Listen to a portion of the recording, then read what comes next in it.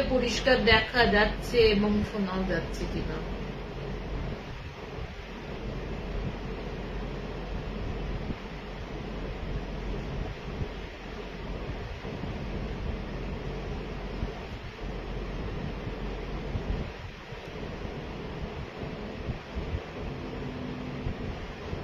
আশা করা যায় আমাকে দেখা যাচ্ছে এবং পরিষ্কার শোনা যাচ্ছে।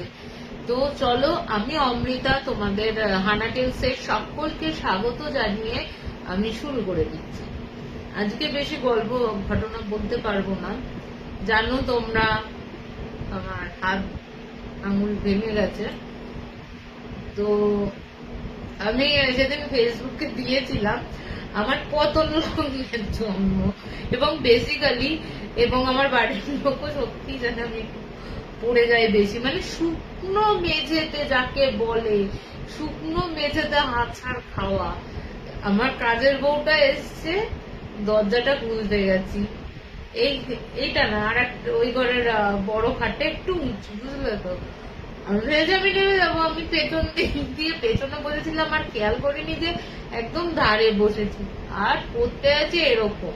প্রথমে এরকম হয়েছে, হাতটা এই হাতটা প্রথমে লেগেছে, এই হাতটা বেটকে গেছে, আর এই হাতটা দিয়ে পড়েছে। এই দেখো এখনো আমার এইখানটা, বুঝতে পারছো, কালশিতে এই দেখো, এই দেখো।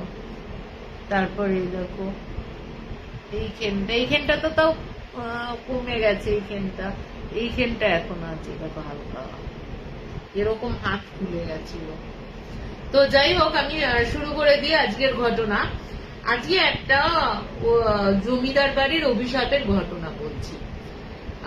প্রথমে যে ঘটনাটা আমাকে বলেছে তার যে দিদি আছে, তার এক্স মানে শ্বশুর বাড়ির ঘটনা বলছি, কারণ তার দিদির বর্তমানে অন্য জায়গায় বিয়ে হয়েছে। একটা মর্মান্তিক ঘটনা শোনো। দিদি বলছে এখানের লোকেদের, অ্যাকচুয়ালি উনি ছিলেন মেবার রাজ্যের মেবারে থাকতেন। তো ওখানকার একটু তাড়াতাড়ি লোকেদের বিয়ে থাওয়া হয়ে যায়। তা ওনার দিদিরও সেই ক্ষেত্রে তাই হয়েছিল, যেহেতু ভালো মানে তারা বিজনেসম্যান ছিলেন এবং ছেলের বাড়ি থেকেও বা মেয়ের বাড়ি থেকেও কোনো আপত্তি না থাকার জন্য দুজনের কিন্তু খুব ধুমধাম করে বিয়ে হয়ে যায়। বেশ ভালোভাবে দিন কাটছে, তাদের কোনো প্রবলেম হয় না, মানে তারা বেশ হাসি খুশি। কিন্তু হঠাৎ করে ওনার একটা জায়গা থেকে, সেই পুরনো ঘাটাঘাটি করতে করতে একটা জায়গা থেকে একটা ছবি ওরা পায়, মানে একটা অ্যালবাম টাইপের কিছু পায়। তা ওই অ্যালবাম খুঁজে পাওয়ার পর তোমার, আর বলে রাখি দিদির যার সাথে বিয়ে হয়েছিল তখন দিদির এই 20 বছর আর ওই ছেলেটির 25 বছর বয়স হবে। ওরা একদিন ওই ট্রাঙ্ক মানে কিছু একটা খুঁজতে গিয়ে ওই পুরনো জিনিসের মধ্যে একটা অ্যালবাম খুঁজে পায়, যে অ্যালবামটায় দেখা যাচ্ছে যে মানে মস্ত বিরাট বড় একটা বাড়ি বলতে পারো, মানে প্রায় রাজপ্রাসাদের মতন বাড়ি, এবং তোমার রাজপ্রাসাদের মতন বাড়ি, তার সামনে আরো যারা মানে ফটো তুলছে, বুঝলে তো। ফটো তোলা আছে কয়েকজন, এবং তাদেরকে তারা কিন্তু বেশিরভাগই মানে যে ছেলেটা পেয়েছে আর কি, সেই ছেলেটা কিন্তু চেনে না, কিন্তু ওই অ্যালবাম থেকে একটা মোটামুটি যে ইয়েটা রয়েছে সেটাতে তোমার ফটো নিয়ে গিয়ে ওনার মায়ের সামনে প্রথমে দেখায়। ওনার মা দেখে কিন্তু প্রথমে খুব চমকে ওঠে। চমকে ওঠার পর ওনার মা বলে যে কি ব্যাপার, তুই এই ছবিটা কোথা থেকে পেলি? তখন ও বললো যে আমি এরকম ওপরের ঘরটা একটা জিনিস নিতে গিয়ে তখন এটা ইয়ে হয়েছে। এটা কাদের বাড়ি মা?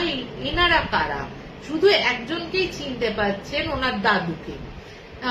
তো এবার উনি তখন না কিছু বলতে চাইছিলেন, বলছে না এই ছবি তুই ফেলে দে, তুই কেন হাতে দিয়েছিস, এইগুলো কি অনর্থ হয়ে গেল, এই করে করে না উনি খুব কাঁদছেন, চিৎকার করে করে কাঁদছেন, কি অনর্থ হয়ে গেল রে বাবা, তুই কেন ইয়ে করলি এইগুলো, এই মানে যা বলে মারা, মানে চিৎকার করছে এবং সেই ছেলেটিকেও বকাঝকা করছে, এবং সে তো বুঝতে পারছে না যে কি ব্যাপারটা, কেন মা এরকম করছে। তখন ওর বাবা কাজ থেকে ফিরে আসে, মানে ইয়েতে কাজ করতে গেছে কোথাও, কাজ থেকে ফিরে যখন এসছে তখন ওই হাও মাও করে ওর মা কান্নাকাটি করছে আর বলছে মহা সর্বনাশ হয়ে গেল। বলছে কি হয়েছে, তুমি এরকম করছো কেন? তখন বলছে মহা সর্বনাশ হয়ে গেল, আমরা আর ছেলেকে বাঁচাতে পারবো না, ওই ছবিগুলো আমাদের ছেলে খুঁজে পেয়েছে। তখন ওর বাবা বলছে কি ছবি, কার কথা বলছো, কি হয়েছে? এবার এতকাল আগেকার ঘটনা, তখন তো মোটামুটি ভুলে গেছে সবাই। এরপরে যখন ছেলেকে ডাকা হয়, ছেলে তখন ওই ছবিটা নিয়ে আসে, মানে অ্যালবামটাই পুরো নিয়ে আসে, অ্যালবামটা নিয়ে এসে ওর বাবার সামনে দেখায় যে মা এই অ্যালবামটা আমি খুঁজে পেয়েছি এবং একটা ছবি দেখিয়েছি বলে মা খুব ভেঙে পড়েছে, কি ব্যাপার, এই বাড়িটা কে, এই বাড়িটা কোথায়, এই বাড়িটা কাদের, এই ছবিগুলো আমাদের বাড়িতে কি করছে বিভিন্ন ভাবে, সেই আগেকার দিনের তারপর লাক্সারিয়াস যে কারগুলো ছিল ওরকম ওখানে বসা, সমস্ত কিছুর মধ্যে গেছে, যাদের যাদের আপচাপটা চিনতে পারছে। তখন ওর বাবা বলছে ঠিক আছে, ওর মাকে বলছে তুমি যাও, আমি ছেলের সাথে কিছু কথা বলছি। তখন ওর ছেলে বলছে কি হয়েছে বাড়িটার সম্বন্ধে তুমি বলো। তখন বলছে ওই যে তুই যে বাড়িটা দেখাচ্ছিস সেই বাড়িটা অ্যাকচুয়ালি আমাদের পূর্বপুরুষদের, ওই বাড়িটায় কিছু বলছে, তখন বলছে যে তাহলে ওই বাড়িটাই আমরা থাকি না কেন? তখন ওর বাবা বলছে ছেলেকে যে ওই বাড়িটায় কিছু প্রবলেম ছিল, তার জন্য আমার সরি ওর যে দাদু ছিল, মানে 3-4 পুরুষ আগের কথা বলছি, মানে ওর বাবা, তারপরে ওর দাদু হ্যাঁ ওরকম দাদুর ক্ষেত্রে, দাদুর বেলাতে, দাদুর বা দাদুর বাবার বেলাতে তখন ওই বাড়িটা ছেড়ে যে যার মতন একটা মানে ইয়ে করে আর কি, বাড়ি কিনে বা যে যার মতন আলাদা আলাদা সংসার বা একটা গ্রামে যে জায়গা কিনে বিভিন্ন জায়গায় থাকা ওরা শুরু করেছে। শুরু করতে থাকে এইসব তো জানলো, কোথায় সেই বাড়িটা, সেই ইয়েটাও জানলো। তো জানার পর ও কি করলো বলতো, ও ঠিক করলো যে ওর বউ আর ওর 2-3 জন বন্ধু বান্ধব, তাদের ওয়াইফকে তাদের সাথে নিয়ে ওই সেই বাড়িটাই যাবে দেখতে, যেহেতু অত বড় বাড়ি কি অবস্থায় পড়ে রয়েছে না অবস্থায় পড়ে রয়েছে সেটা দেখার জন্য ও কিন্তু যে মানে ওরা ঠিক করলো যাবে। তো যাই হোক, ওনারা যখন ঠিক হয়, কিন্তু দেখা গেল যে 3-4 জন বন্ধু যাওয়ার কথা তাদের ওয়াইফের সাথে, তারা তো কোনো কারণে তাদের যাওয়ার ক্ষেত্রে বাধা এলো, কিন্তু ওরা যখন বাধা আসলো বা যেতে পারবে না বললো বিভিন্ন কারণে, তারপর থেকে তারা ঠিক করলো যে হাজবেন্ড ওয়াইফ, নতুন বিয়ে হয়েছে তারা দুজনে মিলেই যাবে ওই বাড়ি।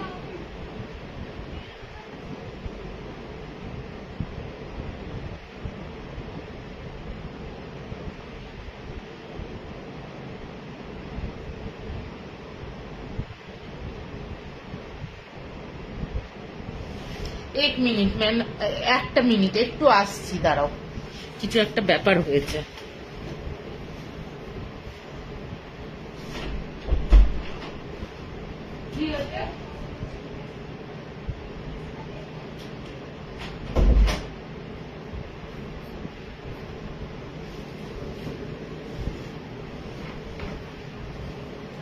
সরি একটুখানি আমি চলে গেছিলাম, একটু মনে হয়েছিল ছেলে বোধহয় কিছু বলছে আমাকে।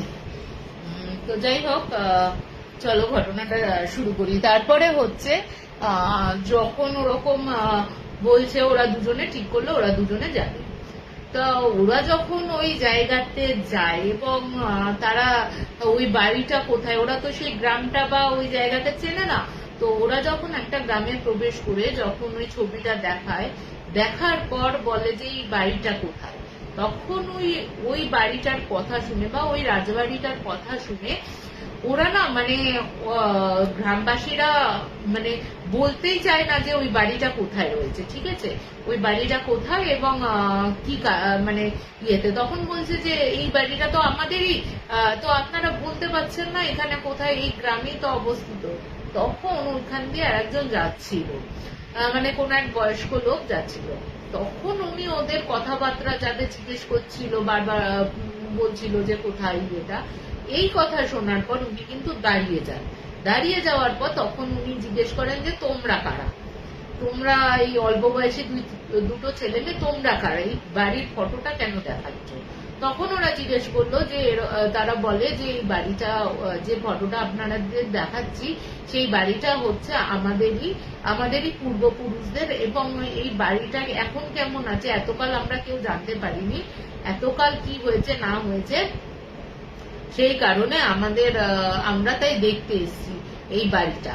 তখন উনি বললেন একটা কথা যে শোনো, তোমরা ওই বাড়িটায় যেও না, ওই বাড়িটা অ্যাকচুয়ালি অভিশপ্ত। এবার দেখো আজকালকার দিনে ছেলে মেয়েরা এই অভিশপ্ত এইসব অত কেউ মানে না। তা তিনি তখন ওই কথাটা শোনার পর উনি তখন মানে ছেলেটি তখন বললেন, ধরে নিলাম ছেলেটির নাম প্রতাপ, আর প্রতাপ তখন ওই লোকটিকে যার কথা শুনেছে তার কথা বললো, তাকে জিজ্ঞেস করলো যে অভিশপ্ত মানে কি হয়েছিল। বলছে না, তুমি যদি যাও ওই বাড়িতে, বাড়িটা বহুকালের পুরনো অভিশপ্ত বাড়ি, অভিশপ্ত রাজবাড়ি এটা। তা বলছে তুমি যদি এর ভেতরে যাও তোমার কিন্তু মৃত্যু অবধারিত, এবং এটা তুমি হয়তো তোমার বাড়ির লোক বা কেউ জানায়নি, এই বাড়িটাই কিন্তু একটা বিশাল রকমের অভিশাপ লেগে রয়েছে, এবং তোমরা যদি তোমাদের ফ্যামিলির কেউ যদি এই বাড়ির ভেতর প্রবেশ করে তাহলে তার কিন্তু মৃত্যু অবশ্যম্ভাবী।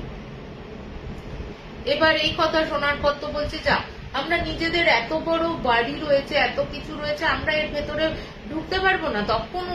উনি তখন বলছেন যে না, তুমি তো ঢুকতেই পারবে না, আর ওই জায়গাটা এমনি পরিত্যক্ত হয়ে রয়েছে, এই সময় সাপ খোপ সমস্ত কিছু পোকামাকড় বিভিন্ন হতে পারে, তোমরা কিন্তু এই গ্রাম থেকে তোমরা চলে যাও, যদি নিজেদের ভালো চাও তাহলে তোমরা কিন্তু এই জায়গা থেকে চলে যাও, তোমাদের কিন্তু বড় বিপদ চলে আসবে। তো এই কথা শোনার পর ও তো তখন বলছে যে না, আমি একবার ঠিক আছে ভেতরে যদি না ঢুকতে পারি তবু একটু বাইরে থেকেই বাড়িটা দেখি। তো উনি তখন সাথে করে নিয়ে যান, নিয়ে গিয়ে দূর থেকে বলে আপনারা এই দূর থেকেই বাড়িটা দেখুন, কাছে কিন্তু যাবেন না। ও তো দূর থেকে বাড়িটা দেখেছে, দেখার পর তো মানে ভেঙে চুরে বহুকাল আগে যেমন রাজা রাজরাদের বাড়ি হয় হয়, তা ওই এত জমি জায়গা এত কিছু দেখে উনি মনে মনে প্ল্যান করলেন যে এই বাড়িটা যদি রেনোভেট করে যদি নতুন করে থাকা যায় তাহলে তো খুবই ভালো হয়। এই বাড়িটা অকারণে এই এত সুন্দর জায়গায় পড়ে রয়েছে, এইভাবে পরিত্যক্ত অবস্থায় এটা কোনোভাবেই সম্ভব না। এরপরে তোমার তখন উনি বলছেন যে আপনি কি এই বাড়ি সম্বন্ধে কিছু জানেন? আপনি যে বলছিলেন যে এই বাড়িটা অভিশপ্ত, তা এর ঘটনাটা কি আছে? তখন উনি বলছেন না, এই জায়গায় দাঁড়িয়ে এই বাড়ির কাহিনী আমরা কেউ বলবো না, আপনারা আমার বাড়িতে চলুন, আপনাদের ঘটনাটা বলছি। এবার উনি যান, এবার যেহেতু বয়স্ক উনি তো গেছেন, এবং বলে যে আপনারা ছিলেন এই গ্রামেরই তোমার মেবারের যে রাজা ছিলেন, রাজার বন্ধু, রাজার একদম খাস দোস্ত হচ্ছে তোমার এই পূর্বপুরুষের একজন, ঠিক আছে। তখন বলছে গীতাদি কেমন আছো? গীতাদি বলছে শুভ সন্ধ্যা অমৃতা, শুভ সন্ধ্যা গীতাদি। তো উনি তখন বলছেন যে আমারও এটা শোনা কথা, বা আমাদেরও এই গ্রামে যারা আরো বয়স্ক ছিল তাদের মা বাবার কাছ থেকে শুনে এসছে এই বাড়িটার কথা। তখন বলছে কি ব্যাপার আছে এই বাড়িটায়? বলছে তোমাদের পূর্বপুরুষদের একজন, যিনি কিনা মেবারের রাজার মহারাজার খাস বন্ধু ছিলেন, তিনি খাস বন্ধু ছিলেন যেহেতু তিনি এরকম বাড়িটা তৈরি করেন। তো তৈরি করার পর উনি ফ্যামিলি নিয়ে থাকা শুরু করলেন। থাকতে থাকতে ওনার বিয়ের যখন হয়, বিয়ের পর ওনার পরপর 4টে ছেলে এবং সবশেষে মা ঠাকুরের কাছে উনি রাধা গোবিন্দের, ওনার রাধা গোবিন্দ উনি পূজারি মানে ইয়ে ছিলেন, পুজো করতেন ওনার ওয়াইফ। ওই রাধা গোবিন্দের কাছে মানত করে ওই মেয়েটিকে উনি কিন্তু স্বপ্নাদেশে পান। হ্যাঁ, ঠিক আছে। কিন্তু মেয়েটা যত বড় হতে থাকলো, যখন আদো আদো কথা বলে, যখন বাচ্চারা একদম আদো আদো কথা বলে, তো ও কিন্তু ডাইরেক্ট একেবারে পরিষ্কার, আমরা যেমন পরিষ্কার কথা বলছি ওরকম পরিষ্কার ভাষায় ও কিন্তু কথা বলা শুরু করে। এবং তার সাথে সাথে দেখা যায় যে মানে ওর যদি কেউ সামনে পড়ে গেল বা কেউ হয়তো রাস্তা ক্রস করছে, তখন ওকে বলে দিল তুমি আজকে যেও না, বা তুমি বিপদে পড়বে। কোনো খারাপ কাজ হোক বা ভালো কাজ হোক, ওই মেয়েটি আগে থেকে বলে দিত। ঠিক আছে। এরকম করতে করতে যখন লোকজন প্রথমে বিশ্বাস করতো না যে এইটুকু মেয়েটি কি বলছে, এটা কি হতে পারে, কিন্তু যখন ঘটনাগুলো ঘটতে শুরু করলো তখন ওনারাও কিন্তু মানতে শুরু করলেন ওনাকে, মানে ওই মেয়েটিকে। এই ক্ষেত্রে দেখা গেল ওই বাচ্চা মেয়েটির পরামর্শ কিন্তু ওই মেবারের রাজাও কিন্তু নিতেন। ওনার একদিন উনি কোনো একটা কাজে বেরিয়েছিলেন, কিন্তু সেখানে তার মানে তাকে বেরোতে বারণ করা হয়েছিল। ওই মেয়েটি বারণ করেছিলেন তার বাবাকে যে তুমি আজকে মহারাজকে বারণ করো, যেতে না, এই কাজটা হবে না। কিন্তু দেখা গেল যে কাজের জন্য উনি গেছিলেন সেটি তো সাকসেস হলোই না, উল্টে ওনার ক্ষতি হয়ে উনি মানে রাজবাড়িতে ফিরে আসলেন। তারপর থেকে ওই মেয়েটিকে মানে মেয়েটি যত বড় হতে থাকে তার এই ভালো মন্দ আরো ইয়েগুলো, আভাসগুলো, ভবিষ্যতের কথাগুলো বলে দিত। গ্রামের মধ্যেও তার একটা চালু হয়ে গেছিল। মেয়েটির মা বাবা চাইতো যে, বা মেয়েটির ভাইরা দাদারা চাইতো যে মেয়েটিকে আড়াল করে রাখতে, কিন্তু মেয়েটি কি করতে বলো তো, মানে মেয়েটির উপকারের জন্য বলো, মেয়েটি বারবার মানে ওদের লোকজনকে সাবধান করা বলো বা ভালো কাজের জন্য বলো। একদিন এরকম হয়েছে, বলছে মেয়েটির উনি বলছেন যে মেয়েটি এরকম হয়েছে, ওনার কাছে একটা মহিলা খুব কাঁদছে বসে, না একটা জায়গায় ঘাটের ধারে বসেও কাঁদছে, মানে একটা জলাশয়ের। তো ওখানে গিয়ে মেয়েটি তখন বলছে যে তুমি কাঁদছো কেন? তখন উনি তখন বললো যে ওনার কোনো সন্তানের প্রবলেম আছে, না সন্তান হচ্ছে না, তাই দেখে উনি শ্বশুর বাড়ির অত্যাচার সহ্য করতে না পেরে এখানে চলে এসছেন এবং বলছে তোমার তো মরা হবে না, তুমি মরবে কেন, তুমি যাও বাড়িতে যাও, তুমি পুত্র সন্তানের জননী হবে। এবং সত্যি দেখা গেল তার পুত্র সন্তান না সে কিন্তু, এবং দুটো যমজ পুত্র সন্তান লাভ করেছিলেন। এরকম টুকটাক চলতে থাকে, বলে না ওই একটা কথাতে। আর এখানে দেখো এখনকার দিনে অতটাও জাত পাত ধর্ম, জাতি ধর্ম এইসব না থাকলেও আছে, নিজে একদম যে আমরা একেবারে মুক্ত হয়ে গেছি তা কিন্তু না, আমাদের এখানেও আছে। এখানে তো আরো বেশি, হরিয়ানা পাঞ্জাব তো আরো, মানে রাজস্থান এইসব জায়গায় তো গোড়ামির মানে চরম লেভেলের পৌঁছে গেছে এক একটা জায়গা। ঠিক আছে। তো এরকম করতে করতে ও বন্ধুদের সাথে খেলতে খেলতে একটা জায়গায় উনি মানে কোথাও গেছিলেন, খেলতে খেলতে ও দেখলো ওই মেয়েটি দেখলো একটা কৃষ্ণ বর্ণ ছেলে, সে কিনা মানে একটা জায়গায় মানে চারিদিকে ছাগল গরু এরকম চড়ে বেড়াচ্ছে, আর ও একটা গাছের ছায়ায় এরকম বাদ্যযন্ত্রগুলো হয় না, এরকম ভাবে সেই মাথার এইখানটা গোল আছে আর এইখানটা কাঁধের এইখানটা ধরে, বেহালা নয় কিন্তু, ঠিক আছে, এরকম করে সরু ইয়ে করে না, খুব সুন্দর। রাজস্থানের ওই বাদ্যযন্ত্রটার নাম আমি জানি না, কিন্তু খুব সুন্দর বাজনা ওটা। তা ওই বাজনাটা বাজাচ্ছে এবং বাজাতে এত সুন্দর বাজাচ্ছে যে ওই মেয়েটি পুরো মানে মুগ্ধ হয়ে শুনছে, এবং কতক্ষণ যে ও রয়েছে তার কিন্তু ওর সময় জ্ঞানটা হারিয়ে ফেলেছিল। যখন ওর দাদারা এসে ওকে ইয়ে করছে, তত মানে ডেকেছে, তারপরে ওর কিন্তু সম্বিতটা ফিরলো যে ওকে বাড়ি যেতে হবে। এই করতে করতে করতে করতে মেয়েটি কিন্তু সাহস করে ওই ছেলেটির সাথে কথা বলা শুরু করলো। যাই হোক, ছেলেটির ক্ষেত্রে দেখা গেল ছেলেটি একজন মেষ এবং গরু পালক। ওখানে তার ছেলেটির কেউ নেই, তার শুধু ওই গরুর দুধ, ছাগলের দুধ, ঘি বানিয়ে এইসব করে তার দিনটা যাপন হয়। এই করতে করতে তোমার মেয়েটি ছেলেটি দুজন দুজনকে বড্ড ভালোবেসে ফেলে। তারা লুকিয়ে চুরিয়ে দেখা সাক্ষাৎ করতে থাকলো। দেখা সাক্ষাৎ করার পর দেখা সাক্ষাৎ করতো, মানে যা হয় একটা প্রেমিক প্রেমিকা। একজনের বয়স তখন ওই 12-13, আর একজনের বয়স 20-21 বছর বয়স। 20-21 বছর বয়স তখন তার।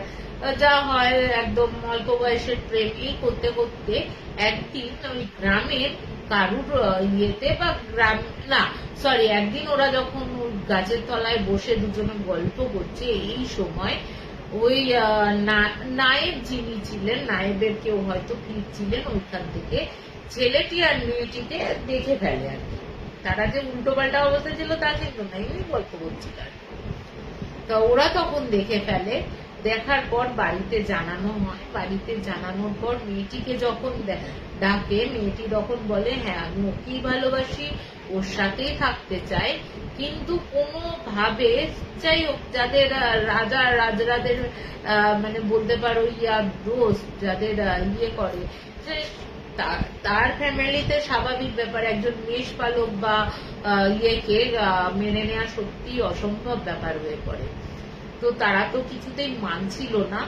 জোর জবরদস্তি চার দাদা, তারপর আরো লোকজনদের দিয়ে ওকে ঘরের মধ্যেই আটকে রাখতো মেয়েটিকে, বেরোতে কিন্তু খুব একটা দিত না।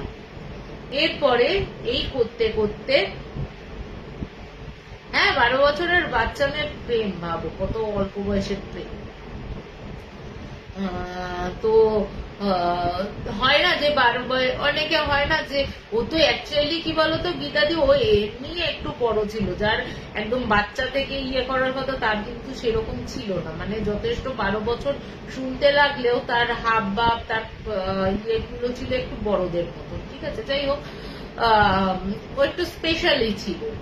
তো ও যখন 13 বা 14 বছর বয়স, যখন দেখলো যে কোনোভাবে মেয়েটিকে আটকানো যাচ্ছে না, তখন ঠিক করলো যে কোনো এক জমিদার বংশের ছেলের সাথে তার বিয়ে দেওয়া হবে।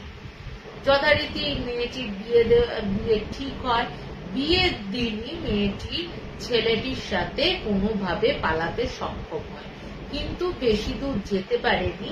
গ্রামের একটা জায়গায় ওদের ধরা পড়ে যায়, এবং ধরা পড়ার পর যখন ছেলেটিকে মারতে মারতে আধমরা করে গাছে ঝুলিয়ে দেওয়া হয়,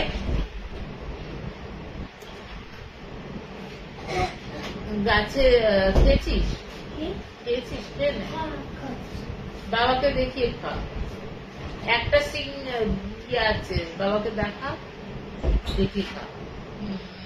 তো যাই হোক, যখন ছেলেটিকে গাছে ঝুলিয়ে দেওয়া হয়, তার প্রাণবায়ুটা যখন বেরিয়ে যায়, আর মেয়েটি কি করে, মেয়েটি হয়তো বুঝতে পেরেছিল, যেহেতু ও ভবিষ্যৎটা জানতো বা কিছু একটা বুঝতে পেরেছিল, সে কি করেছিল, আংটির ভেতর দেখবে আগেকার দিনের রাজা রাজরাদের এই আংটির ভেতরে বিষ নিয়ে যেত। ও কিন্তু ঠিক সেই পদ্ধতিটা ব্যবহার করে।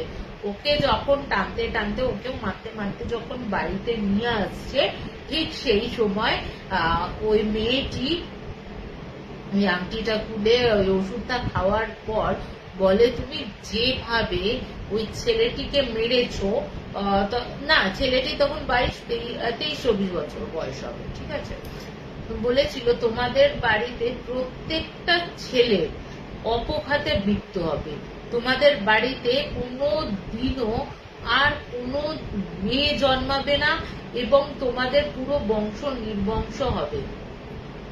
তো বিষাদি বলছে good evening Amrita, good evening বিষাদি। আঙুলে কি হলো? আঙুল ভেঙে গেছে, এইখান থেকে ভেঙে গেছে, এই যে এই আঙুলের এইখানটা ভেঙে গেছে, এই আঙুলটা পড়ে গেছিলাম গো। এখানেও এখনো বুঝতে পারবে যে এখানে কালশিটে হয়ে রয়েছে, পড়ে গেছিলাম বেকায়দায়, তো আঙুল পুরো দু আধখানো হয়েছে, এই অবস্থা। বলে না কপালে শনি থাকলে যা হয়, ওই শনি এসেছিল আর কি। তো যাই হোক, মেয়েটি এরকম অভিশাপ দেয় কি, অভিশাপ দেওয়ার পর মেয়েটি কিন্তু ওখানেই এত মানে বিষটা প্রকট ছিল, মানে ওর খাওয়ার সাথে সাথেই মানে কয়েক মিনিটের মানে কয়েক সেকেন্ডের মধ্যে তারও কিন্তু মৃত্যু হয়। এবং দেখা গেল মৃত্যু যখন হলো, মানে কাজকর্ম যখন হয়ে গেল, ঠিক তার দুদিনের মাথায়, না তার কাজকর্ম হয়ে গেল তার এক সপ্তাহের মাথায়, যে বড় ছেলে রয়েছে তার তো বিয়ে হয়ে গেছিল, তারও দুখানা ছেলেই আছে, এবং চারখানা ছেলে বললাম, বড়টার দুখানা ছেলে, মেজোটার একখানা, আর একজনের তখনও প্রেগনেন্ট, এবং যে সেজো তার সদ্য বিয়ে হয়েছে, এবং ছোটটার তখন বিয়ে হবে করছে। ঠিক আছে, এখানে কিন্তু সবে অল্প বয়সে বিয়ে হয়ে গেছে। তো এই করতে করতে প্রথম যে বড় যে ছেলেটি আছে, বড় ছেলেটি কিন্তু একটা দেখা গেল যে উনি আসছিলেন কোথা থেকে, কিন্তু হঠাৎ করে কোথাও কিছু নেই, একটা মানে মানে এখানে তো তোমার আরাবল্লী সাইড, তো ও পাহাড়ি এলাকা দিয়েই উনি নামছিলেন, মানে ওই জায়গাটা পাহাড়ি এলাকা, কোথা থেকে একটা বড় পাথরের টুকরো কিভাবে যে পড়লো, মানে তাও কেউ বুঝতে পারলো না, এমন ভাবে পড়লো তার মাথার ওপর, পুরো মাথাটা থেতলে বেরিয়ে গেল, এবং ওখানেই উনি মারা গেলেন। প্রথম মৃত্যুটা এইভাবে শুরু হলো। দ্বিতীয় ছেলেটির যখন ঠিক 25 বছর বয়স হলো, এবং দেখা গেল প্রত্যেকজনের, ছেলেটির কিন্তু বড় ছেলেটির 25.5 বছরের মৃত্যু হলো, ওরকম অস্বাভাবিক। যখন ওই মেজ ছেলেটি 25 বছরে পড়বে করছে, প্রত্যেকে 2 বছরের ছোট বড়, তারা ভাইরা, তখন তার মায়ের এই মৃত্যু, মেয়ের মৃত্যু, এই বড় ছেলের মৃত্যু, তখন সে সেজো আর ছোট ছেলেকে আঁকড়ে ধরেছে, তাদের ছেলে মেয়েদের মানে নাতি নাতনিকে আঁকড়ে ধরেছে, বুঝলে তো। হ্যাঁ, মানে যখন 25 বছর হয়ে গেল, তার অভিশাপের কথাটা মনে পড়ছে, এরও তো তাহলে কি 25 বছরের মৃত্যু হবে, সে তো চোখের আড়াল করতে দিচ্ছে না, কিন্তু কোনো একটা ইয়েতে ছেলেটি বললো দূর, এইসব দাদার হয়তো যাচ্ছিল, কোনো উপর থেকে হয়েছে এরকম ব্যাপার, ওইসব কোনো ব্যাপার না। এই করে ছেলেটি কোনো একটা কাজে রাজবাড়ির দিকে যাচ্ছিল, কিন্তু হঠাৎ করে কি হলো, ওই লোকটা একদম মনে হলো যেন পেছন থেকে সজোরে যদি কেউ ওকে ধাক্কা মারে, ও যেমন ব্যালেন্স না খেয়ে পড়ে যাবে, ঠিক ওরকম ভাবে মাঝ রাস্তাতে পড়ে গেল, মাথাটা একদম ওই রাস্তাতে পড়লো। ওইখানেই ও একদিন ছিল, তারপরে ওরও কিন্তু মৃত্যু হলো, ওই মেজো ছেলে। তখন জানা, এবং সেজো ছেলের যখন ওই একইভাবে ওই 25 বছর বয়সে ওই বাড়িটা কিন্তু, যখন 25 বছর বয়স হচ্ছে, যেহেতু 2 বছরের ছোট বড় ওরা, যখন ওর 23 বছর বয়স ছিল তখন নিজ দাদা মারা গেল, এবং সেজো ছেলেটি যখন, এবং দেখা গেল যে মেজো ছেলেটিরও কিন্তু সেজো ছেলেটি যখন 25 বছর বয়স হলো, সেই ছেলেটিও কিন্তু তার বাড়িতে কিন্তু ছেলেই হলো, পরপর 3টে ছেলেরই কিন্তু বাচ্চা ছেলে, কোনো কিন্তু মেয়ে হয়নি তাদের বাড়িতে। এবং ওই ছেলেটি কুয়ো থেকে জল আনতে গিয়ে, ওই সেজো ছেলেটি কুয়ো থেকে জল আনতে গিয়ে কুয়োতে কোনো এক বেকায়দা ভাবে কুয়োতে পড়ে কিন্তু উনি মারা গেলেন, ওই ঠিক 25 বছর বয়সে। ঠিক আছে, এরপরে যখন আর ছোট ছেলেটিও ওর 23 বছর বয়স, তার বিয়ে দেওয়ার চেষ্টা চরিত্র করছে, সমস্ত শোক কাটিয়ে উঠতে তাদের ছেলের বউরা ছিল, এবং দেখা গেল যে সেজ ছেলেটির বউও কিন্তু প্রেগনেন্ট, পরবর্তী সময় তারও কিন্তু যমজ দুখানা ছেলে হয়, এবং পুরো পরিবারটায় কোনো মেয়ে নেই, সব নাতিগুলো হয়েছে তাদের, ঠিক আছে।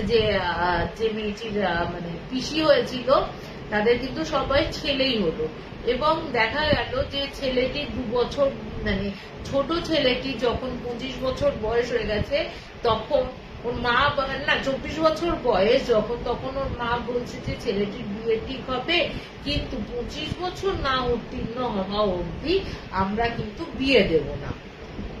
যখন ছেলেটির 25 বছর হলো, সেদিন মানে দেখা গেল যে কোনো প্রবলেম হয়নি, তার 6 মাস বাদে বিয়েটা ঠিক হলো। যে ছেলে এখন 25 বছর হয়ে গেছে, যখন কোনো বাধা বিঘ্ন আসেনি, হয়তো কেটে গেছে, এই 3খানা ছেলে মারা যাওয়ার পর ওনারা ঠিক করলো ছেলের বিয়ে দেবে, সমস্ত কিছু নির্বিঘ্নে মিটে গেল।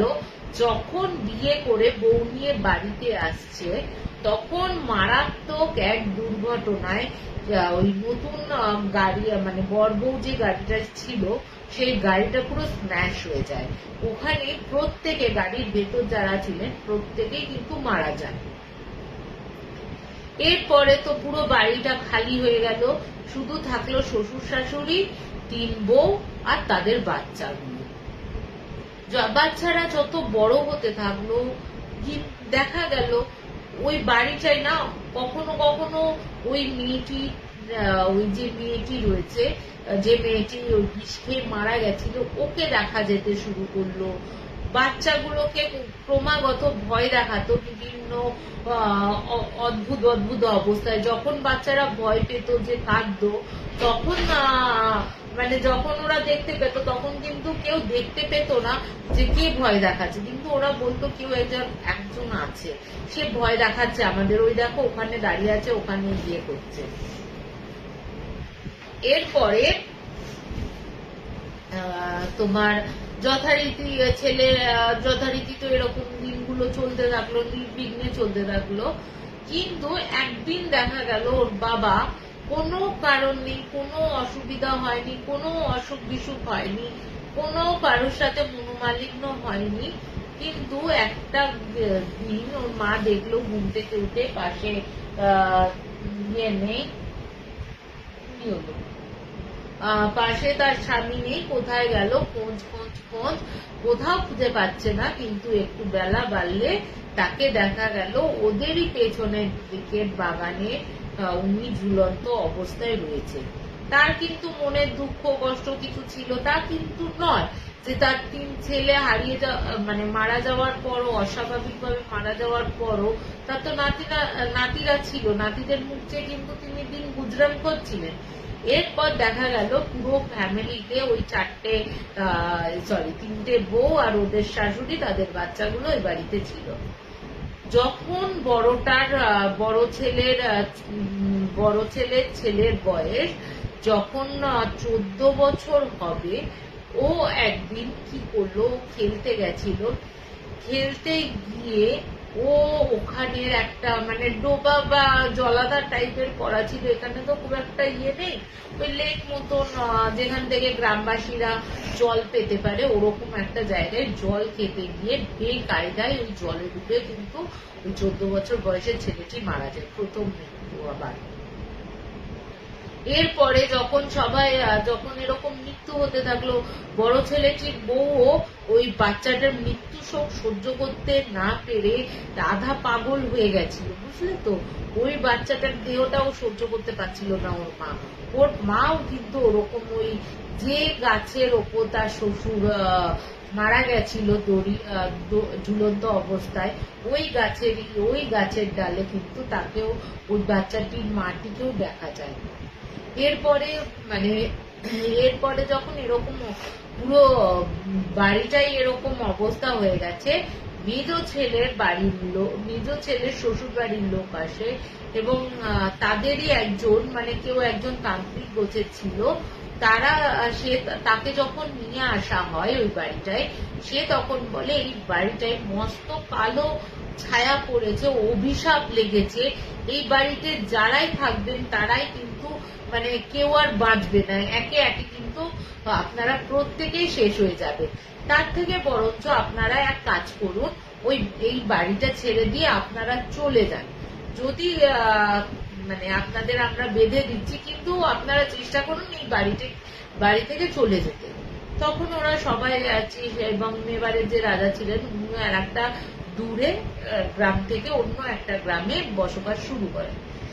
এত বড় বাড়ি, এত কিছু, যখন তাদের নাতিপুতিরা বড় হচ্ছে, তখন যখন তারা জানতে পারছে, তারা আসে, কিন্তু বাড়ি চেঞ্জ করেও তারা জানছে যে ওখানে ছিল, তারা কিন্তু কোনোদিন থাকতে আসেনি, দূর থেকে দেখেছে যে তাদের ওই বাড়িটা রয়েছে, ইয়ে রয়েছে। কিন্তু যখনই দেখা গেল ওই 14 বছরের ওই ছেলেটি মারা যাওয়ার পরই দেখা গেল যে যখনই ওই নাতিদের বয়স যখন 25 হচ্ছে, তারাও কিন্তু ওই অস্বাভাবিক ভাবে প্রত্যেকে কিন্তু আনন্যাচারাল ডেথে মারা যাচ্ছে। তারপরে তো এরা হচ্ছে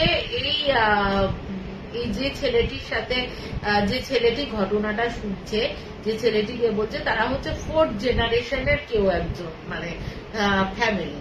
বলছে তুমি যে এই বাড়িটায় আসলে, তোমার বাড়িটা দেখাই উচিত হয়নি এই বাড়িটা। তো ওরা কোনোভাবে এইসব তো কথা শুনেছে, শোনার পর ওনার যে স্ত্রী ছিল, প্রতাপের যে স্ত্রী ছিল, তিনি ভয় পেয়ে যায়। তিনি বলে বাবা এই বাড়ি, এই গ্রাম ছেড়ে এই মাঝ রাতের মধ্যে আমরা চলে যাব, এখানে আমরা থাকতে পারছি না, এখানে আমরা থাকবো না, বাবা এখানে ভালো লাগছে না। কিন্তু বিশ্বাস করবে কিনা জানি না, ওই দিনই রাত্রে ওরা যখন ফিরে আসছে গাড়ি করে, একটা মারাত্মক অ্যাক্সিডেন্ট হয়, যে অ্যাক্সিডেন্টে বউটিও আহত হয়, কিন্তু প্রতাপ কিন্তু সঙ্গে সঙ্গে স্পট ডেড ওখানেই হয়ে যায়। এবং দেখা গেল যখন ওই অ্যাক্সিডেন্টটা হয়েছে, তখন কিন্তু ওই ছেলেটি, প্রতাপের বউ কিন্তু প্রেগনেন্ট ছিল, এবং প্রতাপের পরবর্তী সময় একটা ছেলে হয়। বলছে যে ওই বাড়িটা এতটাই অভিশপ্ত যে ওইটা কাটানো কোনোভাবে যাবে না। ওই মেয়েটি যেহেতু ভগবানের স্বপ্নাদেশ পাওয়া মেয়ে, তার অভিশাপটা এই বাড়িতে খুলে গেছে, যার জন্য এই বাড়িটায় ছেলে হলেও ওই 25 বছরের বেশি এই বাড়িটায় কিন্তু কেউ বাঁচতে পারে না। এই বাড়িটা ছেড়ে গেলে ওই 25 বছরে, এমনকি এই যে প্রতাপের যে বাবা ছিল, প্রতাপের যে দাদা ছিল, তার দাদাও কিন্তু একবার চেষ্টা করতে গেছিলেন ওই বাড়িটা যাতে উদ্ধার করা যায়, কিন্তু ওর দাদারও কিন্তু অস্বাভাবিক মৃত্যু হয়েছে। তারপর থেকে যখন ওই বাড়িটা ছেড়ে আরো দূরে দূরে যা সব ছড়িয়ে গেছে, ছিটিয়ে গেছে, তারপর থেকে কিন্তু আর কোনো প্রবলেম হয়নি, তাদের বাড়িতে কিন্তু মৃত্যু হয়নি, কারণ প্রতাপের বাবার কিন্তু যথেষ্ট বয়স হয়েছে, তারও কিন্তু প্রবলেম হয়নি। কিন্তু এই প্রতাপই যখন নিজের দোষে বা নিজের কিউরিওসিটিতে বলো, যা কিছুতে বলো, যখন জানতে গেছে ওই বাড়িটার সম্বন্ধে কি আছে না আছে, তখনই তার কিন্তু মৃত্যু ঘটে এসছে। এই একটা ছিল একটা অভিশাপ বাড়ির ঘটনা। তো কেমন লাগলো জানুন, যে হয় যে একটা সে তো একদম অতৃপ্ত ভাবে মারা গেছে, তো মানে তার চোখের সামনে তার প্রেমিককে ঝুলিয়ে দেওয়া, তার মানে তার বিষ খেয়ে নেওয়া, মানে তার দাদারা যখন এই অত্যাচার গুলো করছে, তার বোনের ওপর মারধর করছে, এইগুলো সে নিতে পারেনি। যতই হোক না কেন, সে তো তাকে ভালোবেসেছিল, হতেই পারে সে মেষ পালক বা গো পালক, পশুপালক, হতেই পারে সে পশুপালক, ভালোবাসাটা তো আর খারাপ ছিল না তাদের। তো এই ছিল একটা মারাত্মক অভিজ্ঞতা। তারপর থেকে এখন ওই বাচ্চাটির বয়স, ওই প্রতাপের যে স্ত্রী ছিলেন, পরবর্তী সময় তার অন্য জায়গায় বিয়ে হয়, এখন প্রতাপেরই বাচ্চাকে তিনি মানুষ করছেন এবং খুব ভালো রয়েছেন তারা। তো এই ছিল আমার ঘটনা, একটা মারাত্মক, আমার শুনে অদ্ভুত লেগেছিল যে সত্যি এরকম অভিশাপ কিন্তু আজও ঘটে। এরকম আর একটা অভিশাপ এরকম আর একটা অভিশাপ হচ্ছে কি বলতো, আমার সেজো মামার বাড়ির মানে শ্বশুর বাড়িতে, ওই বাড়িটায় ওদেরও তো জমিদার বাড়ি ছিল, মানে আমার যে দিদি আছে, দিদির দাদু দিদা হচ্ছে ওখানকার জমিদার, মানে পুরো ফ্যামিলিটাই জমিদার ছিল। এখনো জমি জমা বাঁকুড়াতে প্রচুর রয়েছে। ওদেরই পূর্বপুরুষের একজন কেউ ওই বাড়িটাই নাগ আর নাগিনী দুটো বাস করতো আর কি। ওর মধ্যে থেকে মানে কোনো একটা কারণ বশত হোক বা ভয় পেয়ে হোক, এই মামার শ্বশুর বাড়ির কোনো এক পূর্বপুরুষ ওই নাগটিকে মেরে ফেলে। তারপর থেকে কিন্তু ওই নাগিনীটি যে অ্যাকচুয়ালি মেয়ে সাপ, ওই মেয়ে সাপটি কিন্তু স্বপ্ন দিতে শুরু করে যে তোদের বাড়িতে তুই যেমন আমার সঙ্গীকে ছাড়া করেছিস, তোদেরও বাড়িতে কেউ কিন্তু মানে তোদেরও কিন্তু সঙ্গী ছাড়া হবে। এবং আজও অব্দি বিশ্বাস করবে না, আজও অব্দি ওই রীতিটা চলে আসছে। মানে প্রথমে মানে দাদুদের দিদির বাড়িতে কিন্তু আজও ছেলেদের মৃত্যুটা আগে হয় দিদির মামার বাড়িতে। ও মানে প্রথম ক্ষেত্রে দেখা গেল ওর দাদু আগে মারা গেছে, তারপর ওর বড় মামা, তারপর আমার সেজো মামা আগে মারা গেছে, এখনো ওনার ছোট মামা এখনো বেঁচে রয়েছে, দেখা যাক। কিন্তু আগে থেকে মানে তারও আগে থেকে ওরকম ছেলেরা আগে মারা যায়। মানে যখনই মারা যেত আগে নাকি মানে দাদুর মারা যাওয়ার আগে অব্দি কিন্তু দিদা, ওই আমরা দিদুর বলতাম, দিদুর কিন্তু স্বপ্ন দেখেছিল যে দাদু কিন্তু চলে যাবে। এবং যে প্রত্যেকে সাপে কেটে মারা গেছে তা কিন্তু নয়, যিনি মেরেছিলেন তার পুরো বংশই কিন্তু সাপে কেটেই মারা গেছে।